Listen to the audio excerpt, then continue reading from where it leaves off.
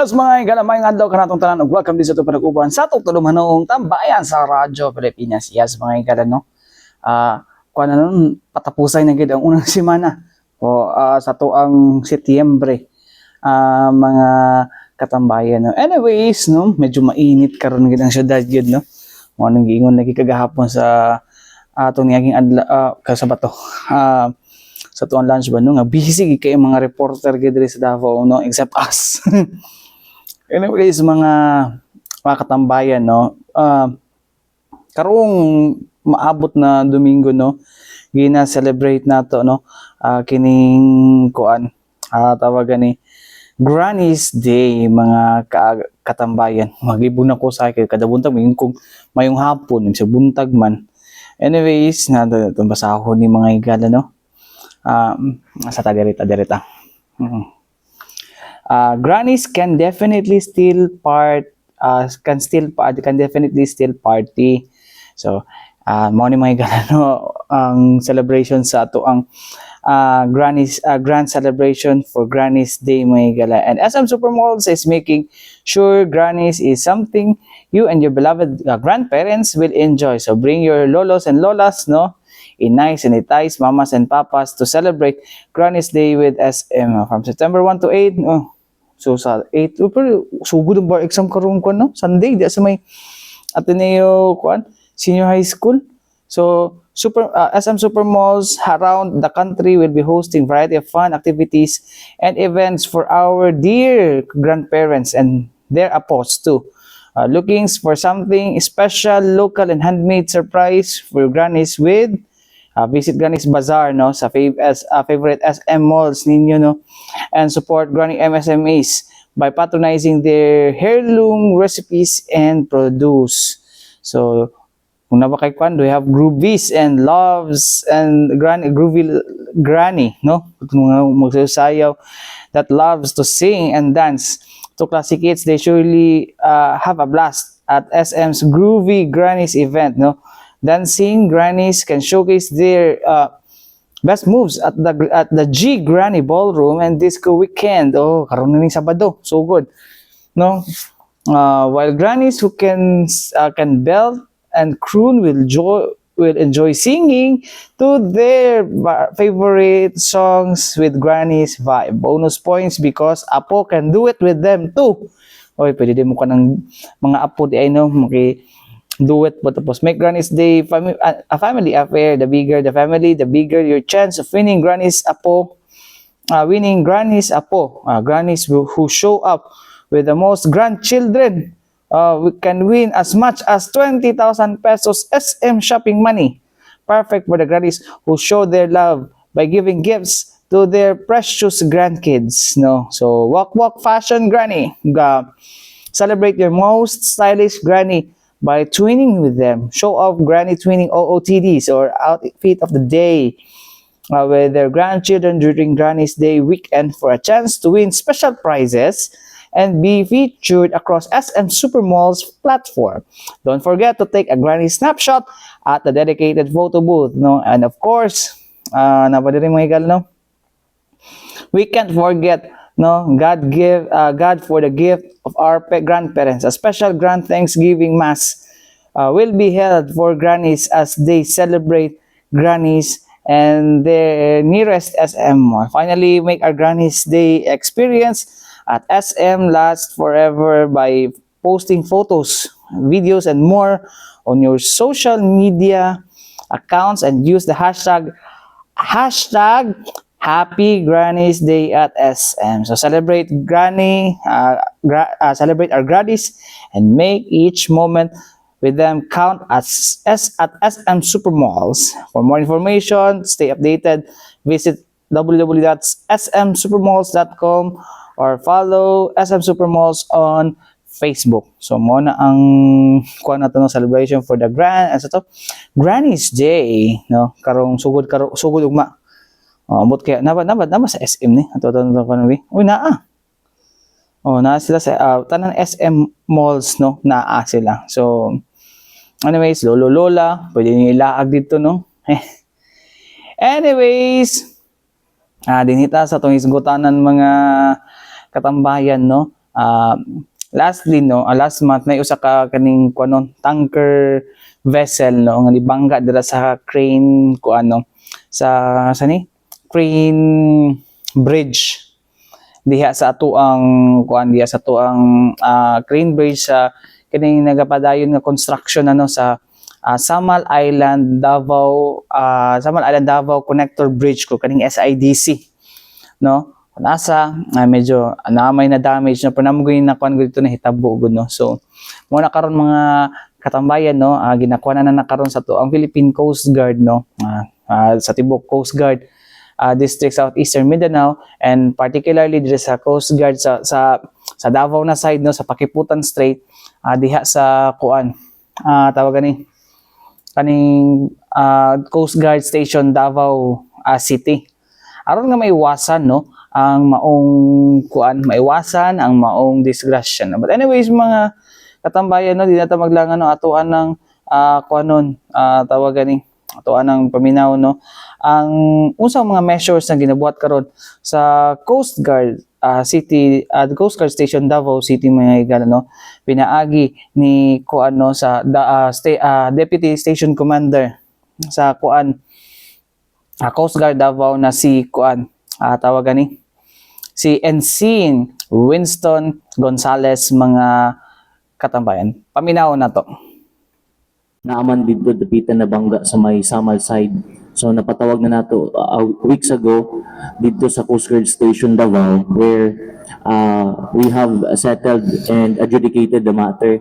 Ang karon naga-focus ta sa atong efforts kung unsa malikayan na nato ang kining allision incident or even collision incident dira sa ato ang job site. So last week nagkaroon tayo ng Maritime Stakeholders Conference presided over by our District Commander Coast Guard Commodore Marfe na kung asa nag-attend po diri ang ato ang mga shipping lines, mga shipping companies, and even the contractor of the bridge. So dito nahisgutan nga kinahanglan nato isibog ang ating mga adjustment kung asa nakaposisyon karon ang atong mga boya, kay instead na maging aids to navigation siya, baka maging considered siya as hazardous pa while navigating the said area. And sa pagkakaroon sa dira ta karon naga-focus gid kung safely pass ba sila or they really have to go to the east side of Samal para lang maka-adto sa ilahang next port of call. So sa pagkakaroon naay ubang mga dagko dito ayo nga mga barko nato nga kinahanglan jud mo tuyok, sir. Kay pagpaniguro na lang nga bisan pa man tuod og layo, tuyok ko na lang kay para masiguro nga wala lay insidente na mahitabo. Og ano pong gina-encourage ang uban nga based na lang sa ilahang professional judgment kay medyo kipot na yug kaayo. Considered siya as Pakiputan Strait ang kanang area na apo yung job site, so mas narrow na yung kaayo karon. And for this week ang ilahang construction site or ang ilahang job site na karon dapit sa may Davao. So from time to time galihok man gud ang ilahang mga barge both katong propelled ug non-propelled. So isa pud na sa ato ang gina-monitor from time to time, sir. Pero walay liable ba ato, sir? Sir, incident parang kanang malubag ato na base sa investigation. based sa investigation, sir, to be specific about it, we have this Maritime Safety Services Unit SEM nga unit nga nag-imbestiga ato, but as to the result of the investigation, sir, as per advised by our operational control unit, hindi pa kasi since last week, sir, wala pa sila naghatag sa amo og update in regards to the result of the said investigation. Thank you. Thank you, ma'am. Okay, Armando, and then Francis. Ada naman itong pangutana kay Ensign Gonzales.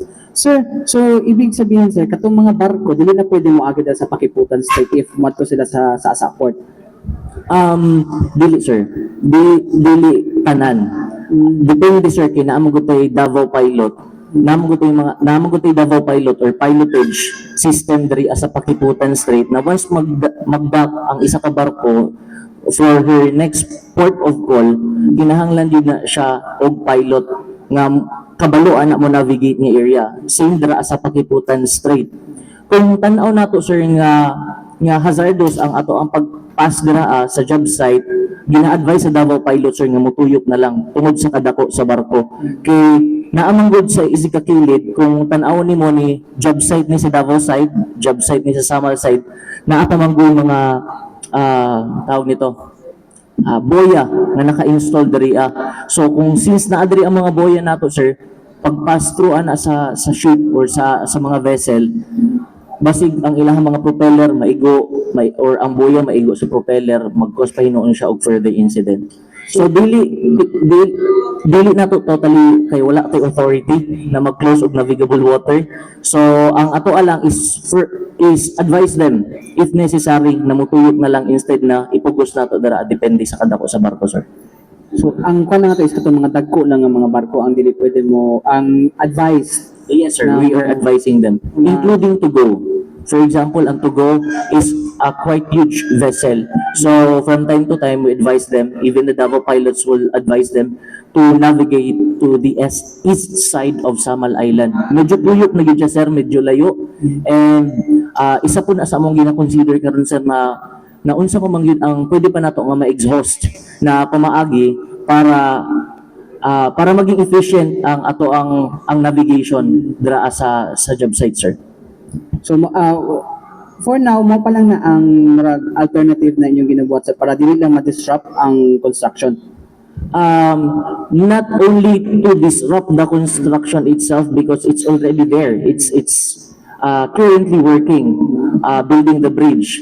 Ang ato apod sa part pod sa Coast Guard, as far as the maritime safety is concerned, kinahanglan po nato panalit no ang further incident nga pwede mahitabo pa dara kay aside sa alisyon gamay naman pud nga di man kay ingon nga major na nagkaroon siya major damage pero na ay structural damage do sa steel bridge at the same time dun sa motor tanker. Pero karon sir dili na ta gusto pa og kanang mo mas magrabe pa no nga mag-cause pa siya og mga further environmental damage lakip na sa bridge or sa vessel. Mo na nga kung mamahimo kani mga dagko nato nga mga vessel mutuyok na lang sila sa east of Samal. Okay. Mag-vary man siya sir sa kung high tide o low tide pero ang atong ginalantaw dira sir ang distance.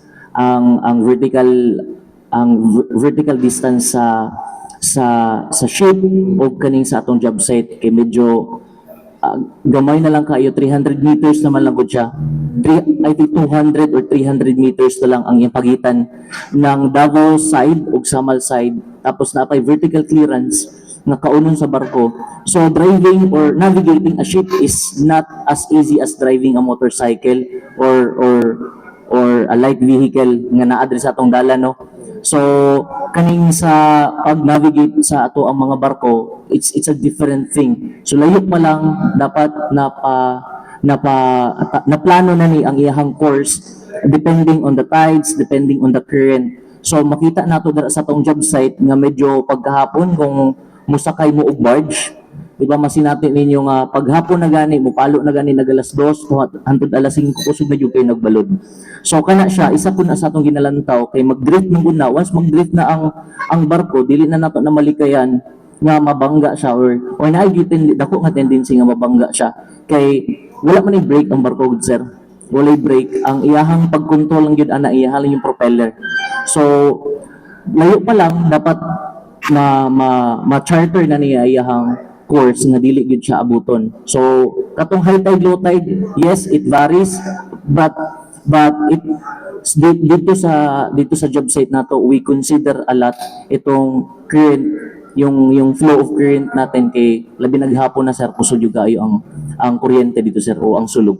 So sa naabisuhan ito ng mga barko labi itong mga dagko nga sa ginapatuman karon nga if ever dapat mutuyog sila no LNS sa Samar City na-inform ni sila tanan sir. Yes sir, last week sir, mong gipatawag na to sila, nagkaroon tag Maritime Stakeholders Conference together with them, and of course invited dito ang mga partner agency, labi na ang PPA, ang Philippine Ports Authority, ang even kani contractor na apod siya dito para ipasabot sa ilaha kung unsa ka perilous ning ilahang gibutang ng mga boya sa kaning dapit sa ilahang job site, o request ka sa contractor na i-adjust to kay para maka-safely pass ang mga vessels sir.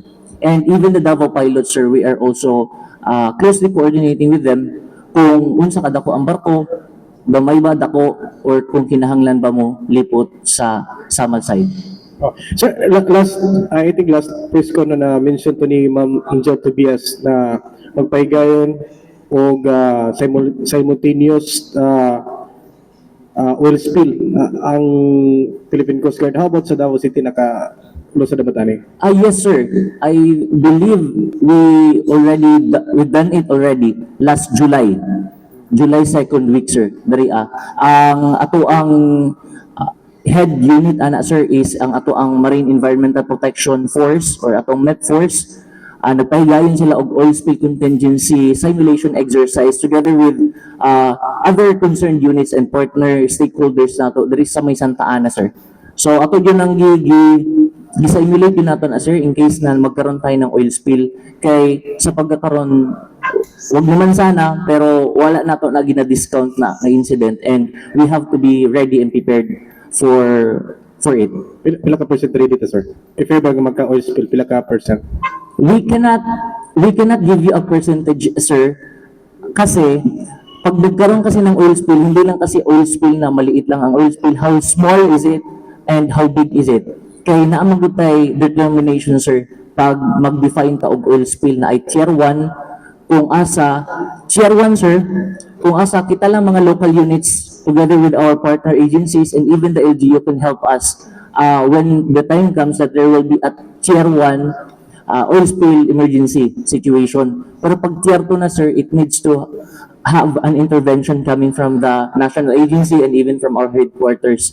And kung tier 3 na sir, kung malawakan na talaga yan, if it involves buong region or buong province sir, that's a different thing. So karon sir gipaningkamutan nato na nga even kaning atong mga depo gina-check nato na from time to time, mga land-based inspections nato sa atong mga depo, ato gyapon nang gina closely monitor, and even ang atong mga barko na ato ginatawag nga vessel safety enforcement inspection, kung asa ginalantaw po nato ang makina kung seaworthy pa ba ang barko. Kay diri sa Davao region sir, we cannot really afford to have an oil spill incident kay daghan kay maapektuhan, considering na very narrow.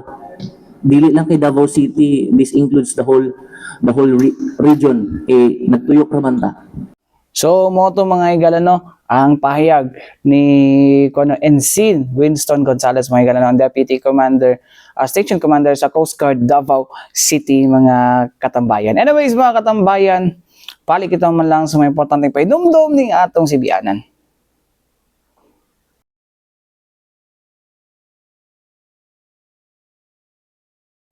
Yes mga higala, balik kita din sa itong palagupan sa itong tulumanong tambayan sa Radyo Pilipinas. And right now mga katambayan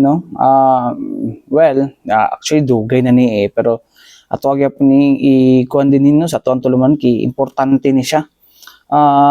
Doon ay usa ka bata nga Philippine Eagle nga na-rescue gikan sa Bagalbal Forest diha sa Mount Kalatungan Range Natural Park sa Valencia City, Bukidnon niadtong August 31. Pakita na to ang mga pictures sa 2024 ang Philippine Eagle Foundation or PEF sa pagkikinabangay sa mga kauban ng local environmental agencies ila dayon ning giadto para ma-report sa bantay lasang volunteers ngan para ilahang tugunan ilahang tubagon ang reports gikan sa bantay lasang volunteers nga kinsa nakadiscover sa bata nga agila sa ilahang ginatawag nga routine patrol ang maulangga mga higala doon ay estimate o nga 6 dunay kuno estimate nga pangidaron nga 6 to 7 months old, no, nga nakita, no, unsa na perching on a tree and calling out loudly, na nagapanawag daw tungod sa kaning distress o kaning kagutom. Ang mga volunteers dali nila nga gikuan ang ilang City Environment and Natural Resources Office Consendro sa Valencia ug ang DNR Sendro sa Valencia human nga nakumpirma nga ang iyahang identity o ang identity sa Agila pagka iyang identity, no, nga dunay tapos dunay composite rescue team ang dali nga gipaadto dito, no, gidispatch para i-secure ang Eagle o i-transport padulong sa KJT sa Veterinary Services sa Valencia City para sa emergency treatment. O sa dihang na examine na ang maong Agila Maygala na kita o naibawan nga doon na di kini severe wing, grabe di ang wing injury, injury siyang pako. Siguro kuan ni Maygala nahulog ni posible nga nahulog kini, yun dire silang press release Maygala is hard fall or blunt force trauma. Sumala pa po nga ang Eagle dehydrated na and emaciated na nga kung asa kinahanglan na ni og medical attention, no. Sumala pa ni Philippine Eagles Foundation Senior Animal Keeper Dominic Tadena ug ang biologist na si Julia Line Along, no. Ilahang gi-assister ang kuan mga igala na local veterinarians na sa pag-stabilize sa maong langgam bag-o nila kini i-transport sa Davao City para sa pag-atiman niini. Ang sumala pa ang kondisyon sa maong agila mga igala, critical kadto mga igala o sa pag-abot sa Davao City, dali kining gi-determine nga ang wing injury was necrotic, no, nga kinahanglan siyang putlon og ang surgery sa pagkuano gi-perform sa ang nagmalampuso man yun pag-perform ani sa pag-amputate, no, kay necessitating amputation man is na sa karon mga igala nasa close observation, no, ang maong kuano Agila og nang hinaot ang Philippine Eagle Foundation nga maka-recover kini. Sumala pa ni mga igala, no, ni Philippine Eagle Foundation's veterinary consultant, no, sa iyang medical report nga it is implorable that the eagle sustain this type of compound fracture and would solely from a fall from the nest. Uy, nahulog ra gid ay daw. Probably lang, no. So a more plausible explanation is that the eagle was shot with a high-powered firearm using a large ammunition such as marble gun, which caused the extensive fragmentation in the wing at the point of impact. So nag-ugat ni siya di ay, no? Nag-ugat ni siya Nag-ugat ni siya sa katong pagkakuano nga basin, no? Basin nga gikuan na siya, no? Basin gi baril ni. Niya kay di na siya kalupad. Nahulog na siya dito sa punuan nga mo'y nakasamot, no, nga kinahanglan na putlon ang iyahang pako. Sumala pa mga igala, no, dunay investigasyon nga ginahimo na karon, no, aron nga masuta ang eksaktong hinungdan sa maong injury, no, with kauban ng mga otoridad.